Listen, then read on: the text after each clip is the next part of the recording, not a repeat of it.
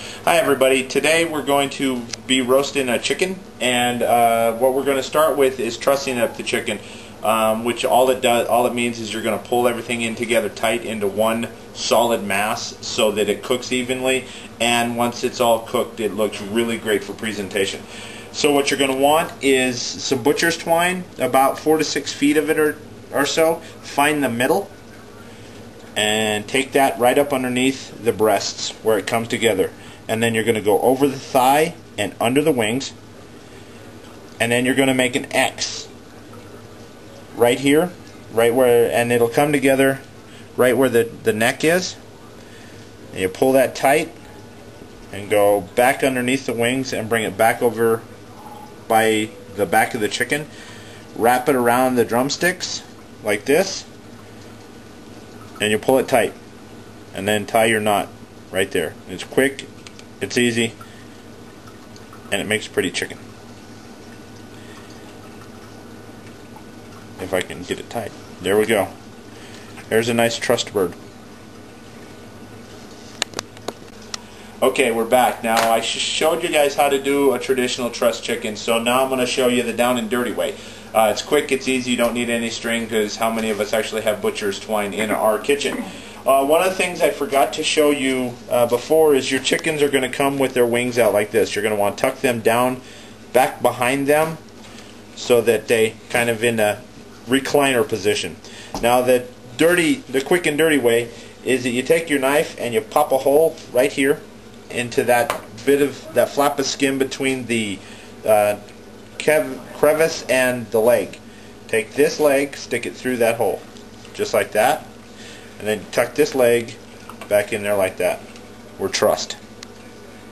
So now we're ready to get the chicken prepared for roasting, and what we're going to do is you need to season it inside and out, and the easiest way to season the chicken is get a bowl. Whoa! Stuff him in there like that so the cavity stays nice and open for you. Salt. And it may look like I'm putting a lot of salt in here, but it's a lot of meat that isn't coming in direct contact with that salt, so you're going to want to make sure to have plenty of it. And pepper. Now, pull said chicken out, and we're going to do the same thing with this side. Now, before we do that, we want to coat him with a little bit of canola oil. I like canola oil because it's a nice neutral flavor, and it's not going to fight with the flavor of the chicken. Front and back, because we want him nice and tan all over. Okay, salt, nice and liberal.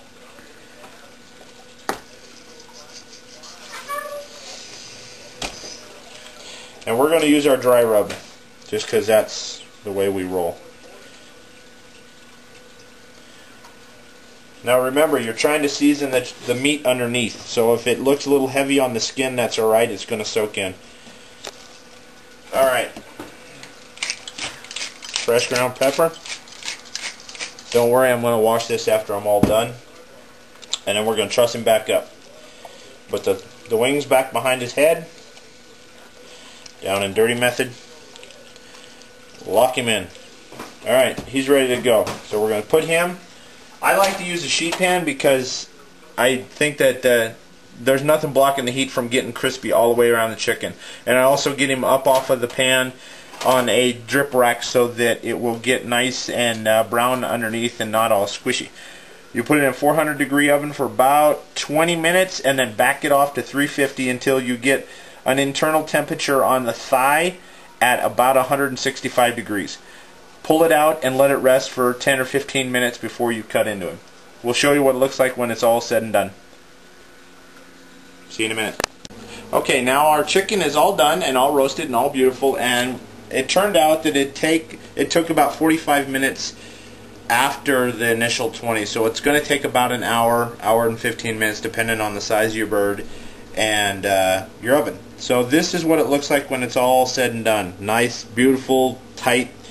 And Steph asked if I could show her how to break down the chicken after it's roasted. You want to let it set and rest for 10 or 15 minutes, and then this is how you do it. You just kind of cut down into the skin there. Ouch, this is hot, man. It's weird how that works right out of the oven like that. You bring it down. Ow, I'm gonna get a fork.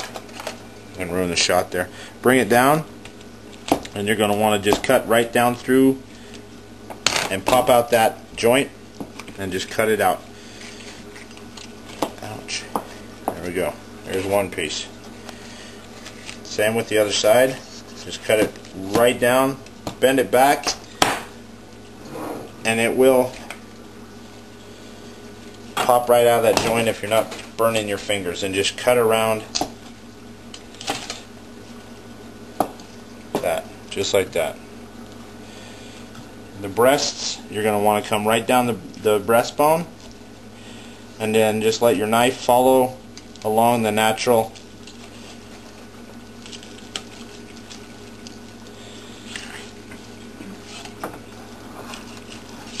Ouch.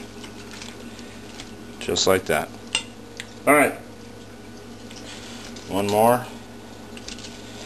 I know this just makes Stacy happy. She just loves this part of the whole kit and caboodle.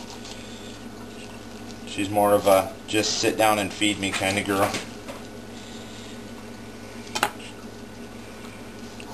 I don't want to look. Right here.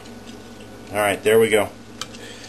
And then you can use the rest of the carcass for soup or stock or pick it apart later on. So there you go. That's how we roast a chicken. You guys have a great day. We'll talk to you later.